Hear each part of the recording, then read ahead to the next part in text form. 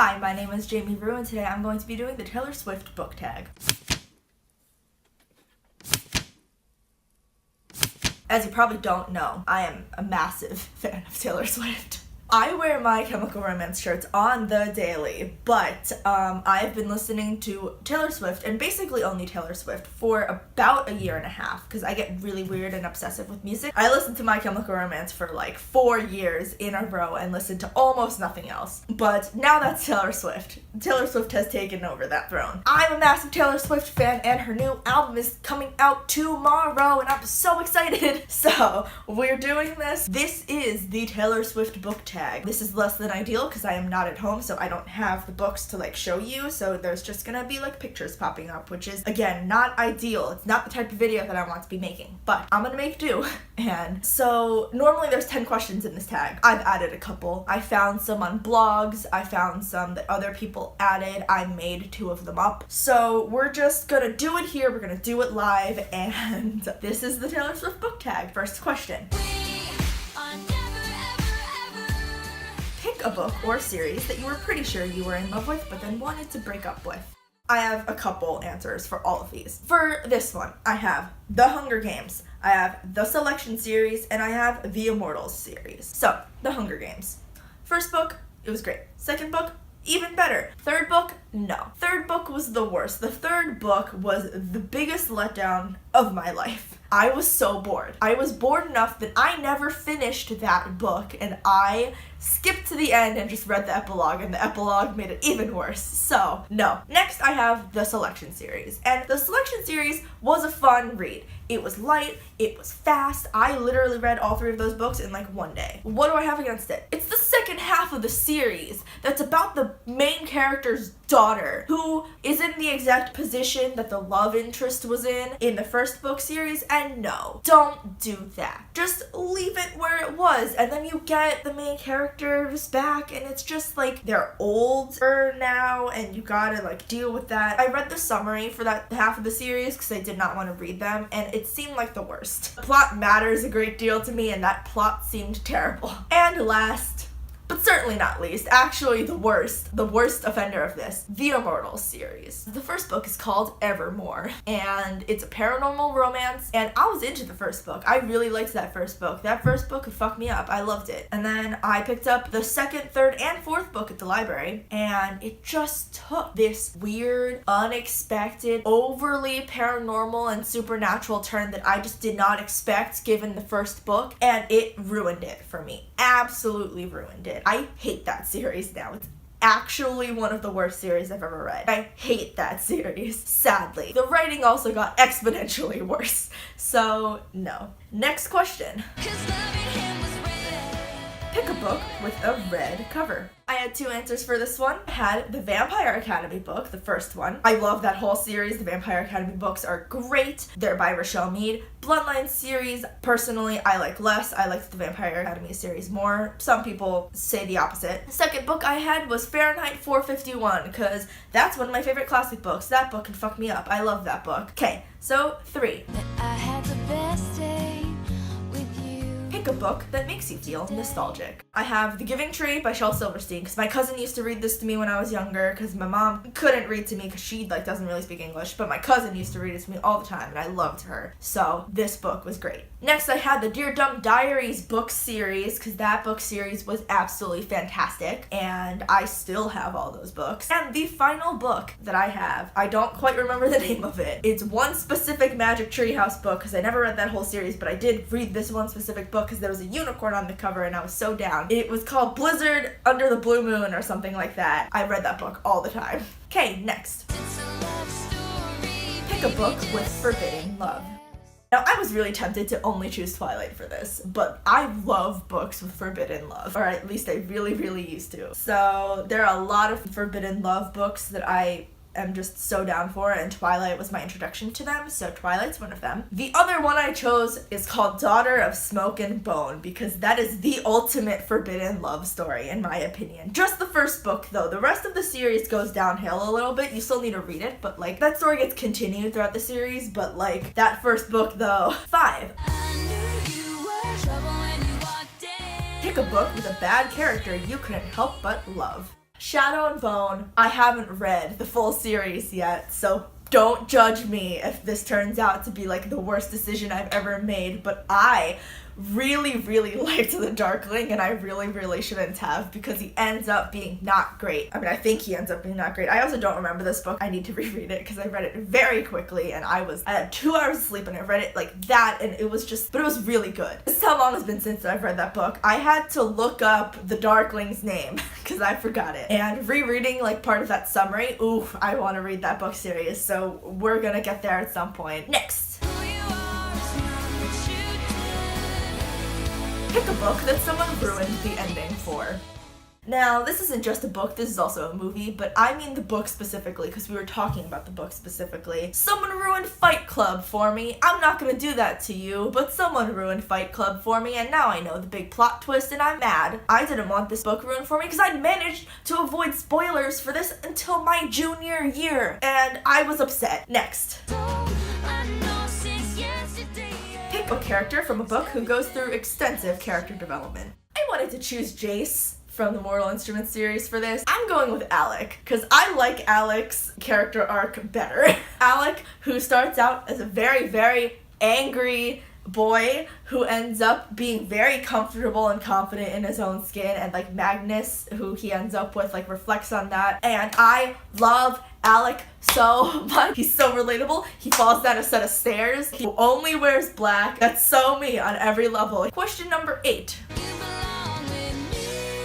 Pick your most anticipated book release. An absolutely remarkable thing, an absolutely remarkable thing. I want an absolutely remarkable thing, and I want it in my hands, and I love Hank Green so much, and I'm so excited that he's finally publishing a book, because I've been reading that he's been working on it forever, and also he's mentioned that he's written stuff on the Vlogbrothers channel before, and I'm like, tell me what you wrote, I want to read it, and I'm finally gonna get to read it, and I'm so excited. This is what I want out of life. I just want to read an absolutely remarkable thing. Now that's what I'm most excited for, but a closer book release that I'm also very excited for is Andy Weir's new book. It's called Artemis. I want it bad because his first book was 10 out of 10, one of the best things I've ever read. I love The Martian a lot. It's so witty, it's so funny, it was such a quick read, and I loved it. And I want Artemis because I read some reviews and they say that it has that same like wittiness, and I'm so pumped. So I want that. 9. Pick your favorite book couple. I don't know why the song is attached to this question, but sure. My favorite book couple has to be Edward Cullen and Bella Swan from Twilight. Like, I have to. I really can't say anything else. Second favorite couple, though, Rhys and Farah from the Court of Thorns and Roses series. I love Rhys so much. He's my favorite, and their relationship is high-key relationship goals, so yes. 10. Pick the book you would least like to lend out for fear of missing it too much. Now, I have lent out all of these books because I push books on people. Often I just kind of like give them books and then I don't get them back for extended periods of time, and it makes me sad, but you know, it's fine. I have 3 for this one. One of them I actually haven't lent out. Court of Mist and Fury. I have lent this out to a friend and she's had it for a super long time, and it's one of those books that I really enjoy rereading. So if you're watching this, friend that I am mentioning, you can keep the book and finish it. It's fine. Just, can I get it back at winter break? Second is Heartless. A different friend of mine has this book, and I didn't even think Heartless was that good of a book. Like, I thought it was a good book on terms of like, it was so entertaining. I felt so much emotion, but it wasn't written well. But I still want it, because I want to cry sometimes, and when I want to cry, I want to read that book. And finally, Twilight. I have 3 copies of this book. I think I might have more. I have 4 copies of this book, actually, if you count the 10th anniversary edition. That book I have lent out. What I don't ever want to lend out is the very first copy of Twilight I ever had. That's probably never getting lent out anywhere. It's not that, by the way. Okay, question number 11. Pick a book that made you cry a lot. Heartless is by far the first. Again, I did not think Heartless was that great of a book, but like, oh my god, so many tears. That's not fair to say it's by far the first, but it's first. And I think it's tied with The Fault in Our Stars, because when I read that, I sobbed. The Christmas tree line. You know what I'm talking about. The part in Court of Mist and Fury with Rhys and Farah in the cabin, that part never fails to make me sob. I will read it and start crying. Also, Twilight, the meadow scene. I always cry. 12. Pick a book that you love so much, you just shake off the haters. Twilight. 13. Name your favorite autographed book. I have this book, because this autographed, and it's not even the special ISBN number that was specifically signed. No, this is the one that wasn't supposed to be signed, that he just signed, because I went to the Turtles All the Way Down book tour. That video is linked somewhere, probably, and I love this book. Like, it's one of my favorite books now, just because it was so relatable, and I love that I have it signed. I have 2 copies of it signed, actually. I should probably do something with that one copy at some point, but this book, yes, 110%, yes. Number 14. Name your favorite retelling. All of these answers are the same. Heartless and A Court of Thorns and Roses. Court of Thorns and Roses is a retelling of Sleeping Beauty, and Heartless is, I don't know that I should say, because I went into it not knowing, and it was so jarring at the end that I'm not necessarily going to say, but it takes place in Wonderland. Speaking of Wonderland, question number 15. Name the book with your favorite fantasy world. I can't do this. Physically just can't do this. I love all of them. 16. A series that you're glad is over.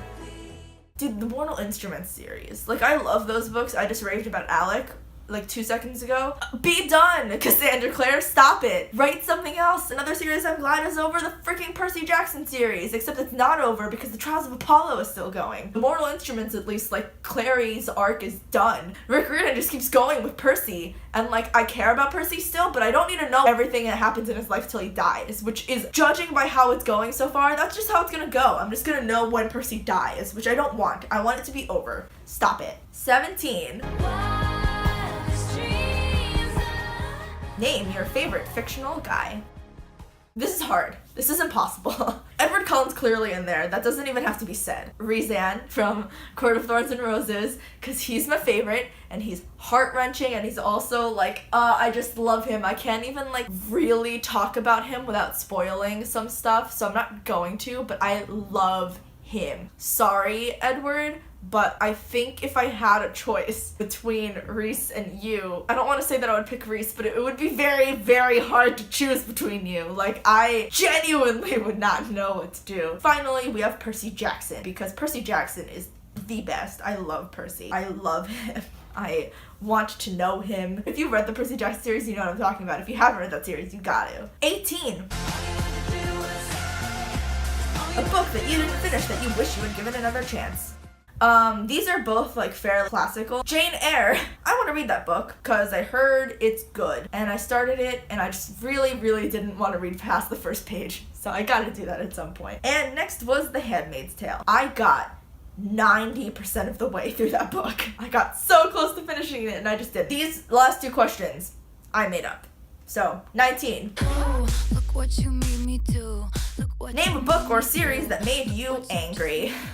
Because what else would I do for this one? The Legend series. The first book was quite good. The second and third books were also quite good. Except the romantic element. Let me tell you, the second book, when I finished that, I freaking threw the library book that I had in my hands at my bed frame, and it dented the book. That's how much I despise the ending of that book. And I also despise the ending of the last book. So that book made me furious. Absolutely furious. I guess that goes kind of hand in hand with the book that I fell out of love with. I didn't fall out of love with that. It just made me very, very angry. And finally, 20. You're so gorgeous.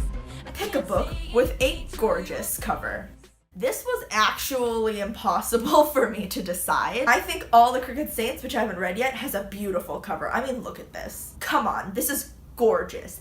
The Percy Jackson series. Now, I love middle grade novels because they always depict an event or a character from the book, which I think is great. I love that, and I wish books in YA did that instead of, like, stupid headless girls, because that's dumb, or just, like, photoshopped faces, because that's also dumb. I love the artwork on this book. I mean the original ones, not the new ones. The new ones are okay, but the originals, oh my god, I love them. They're some of my absolute favorite covers. covers ever. Turtles all the way down. While this book cover is not the most gorgeous I've seen, it's great and it's very representative of the book, and it's just a fantastic cover. It's so good. And finally, I have to mention this one last time, even though it's not really one of my favorite books, Heartless. Now, I'm not talking about the dust jacket cover. If you own the book Heartless, I want you, or if you ever see it, I want you to take the dust jacket off of it and look at the inside of that book. Look at the cover of that book,